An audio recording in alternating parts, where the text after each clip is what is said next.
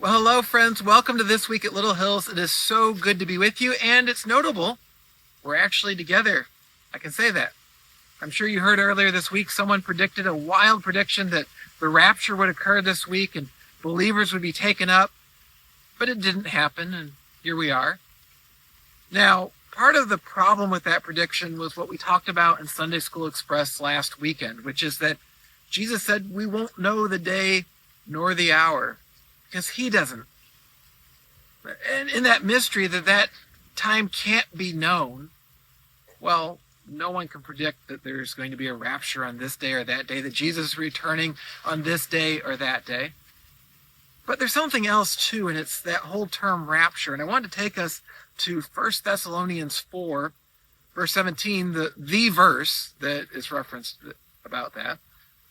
It says, "Then we who are alive, who are left, will be caught up together with them in the clouds to meet the Lord in the air, and so we will always be with the Lord."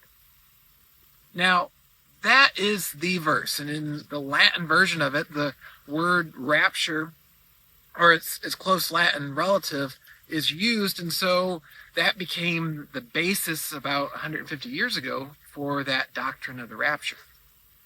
But the thing we need to understand is that's not what Paul was actually referring to. When Paul describes something happening here, he's describing using the language of how people would come out and greet the incoming victorious king after he conquered a land.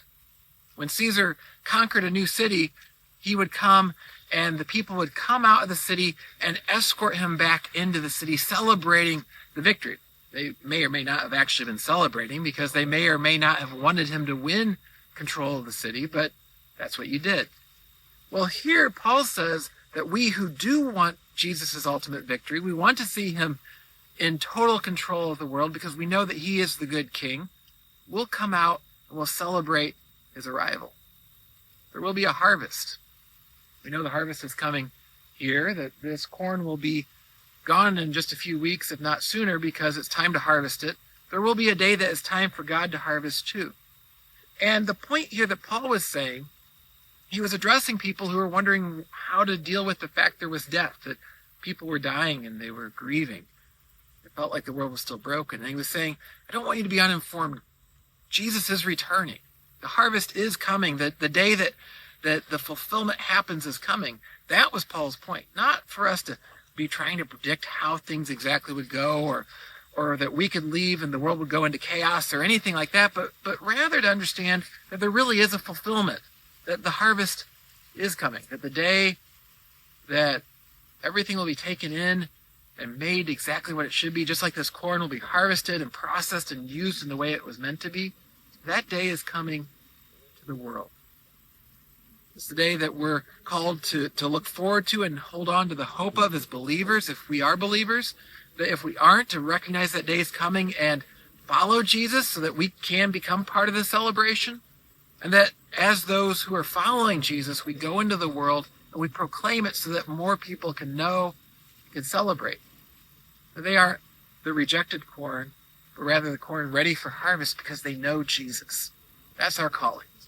We'll be talking more about anticipating Jesus' coming and then also the coming judgment over the next 2 weeks in Sunday School Express. So I do hope that you will take part these upcoming weeks. That's right after service. We have 5:30 p.m. Central Time service. And then about 7 o'clock, 15 minutes after service, we come to Sunday School Express. That's both in person and live streamed. So one way or another, I hope to see you on Sunday. In the meantime, I hope you have a blessed week. And speaking of harvest, let me just mention a few weeks from now, October 10th, we have Faithtoberfest. That's a Friday night, 6:30 p.m. Delicious food, wonderful live music. I can't wait to share that with you as well. Please be ready to invite friends. In fact, if you go and sign up for your Faith Tree account or you log into it if you already have it, you can send out an invite code to your friends to help them learn about Faithtoberfest. And everyone who does this coming week, starting right now, well, you'll get bonus prize tickets for the night of the event where you can win gift cards. It'll be a wonderful thing. So you get to share the joy and also have a better chance at winning prizes at Faithtoberfest. So please go to faithtoberfest.org right now. Help spread the word. Get some prize tickets, and we'll be ready for not the ultimate harvest, unless Jesus decides to return that night, I have no reason to predict that. But for that joyful harvest gathering, that in the middle of fall, we come together, and we celebrate the one who is blowing through the world with his Spirit and enlivening us through it. Hope you have a wonderful and blessed week, and I'll see you again very soon.